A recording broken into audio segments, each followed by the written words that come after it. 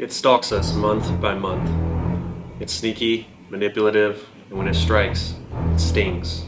But a few days go by, and we forget. They say there are only two certainties in life, death and taxes. Well, I say we got a third. The utility bill.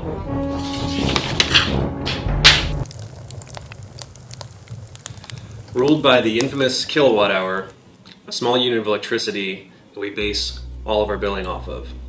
A kilowatt hour is to electricity as a gallon is to water. It's the all-powerful, invisible, seemingly alive creature coursing through the veins of every single device we use in our homes, businesses, and society at large. No matter if we're focused on climate or bank account, elevating our understanding of this little deviant is one of the most profound ways we can take ownership of our lives. I'm Davison, and this is the Elite Home Performance Channel.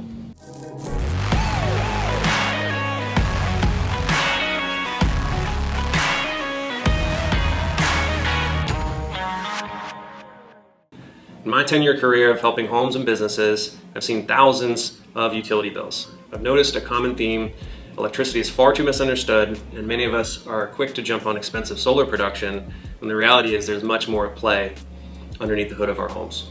So here's a common scenario. Let's say John and Kelly bought a 10 kilowatt solar system for their 2,000 square foot house in Austin, Texas for $45,000 on a 25-year financing note at 6% interest. Most solar systems are designed to produce 100% of a home's electricity. So instead of consuming it from the utility, John and Kelly are opting in to produce it for themselves. Good for them.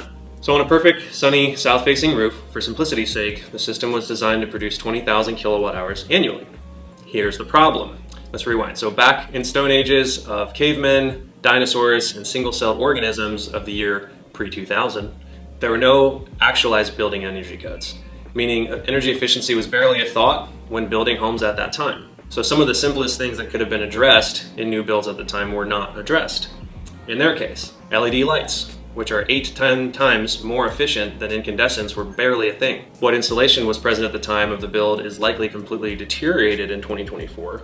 Homes weren't properly air sealed at the time, meaning all of the big holes drilled by contractors to run wire, plumbing, electrical outlets, and other material were also allowing swaths of conditioned air to flow right out of the house.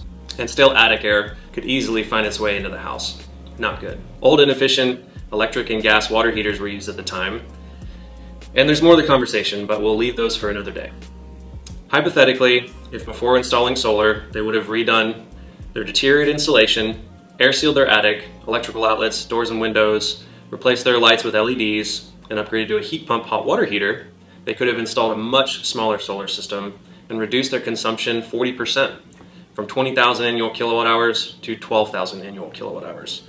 Meaning, instead of paying $45,000 for a 10 kilowatt solar system on a leaky, less comfortable, less durable home, they could have paid roughly $27,000 for a comparable 6 kilowatt solar system. And the efficiency retrofit would have cost them around $5,000. If John did the retrofit himself, not including government tax credits and utility rebates, here's every cent accounted for according to available incentives in 2024. Scenario A, with the 10 kilowatt solar system, $45,000 total system cost, $13,500, 30% tax credit, $31,500 net system cost. Scenario B is a 6 kilowatt plus efficiency retrofit, $27,000 total system cost, $5,000 efficiency retrofit, $8,100 30% solar tax credit, minus the $1,500 30% tax credit on insulation materials and heat pump hot water heater, minus the $800 Austin Energy heat pump hot water heater rebate, would be a $16,600 efficiency and solar total project cost. So if we compare the two loans, for the loan of $31,500 with an interest rate of 6% with a loan term of 25 years versus the loan of $16,600 and an interest rate of 6% over 25 years. The total interest on the $31,500 loan is $29,386.48 versus the $16,600 loan at $15,486.21. So the difference in the total interest paid between the two loans over 25 years is $13,900.27. And the net difference between scenario A, just solar, And scenario B, solar plus efficiency, is $14,900.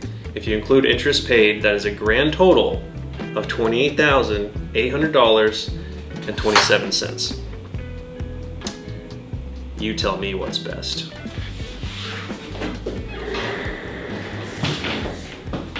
I should do that again.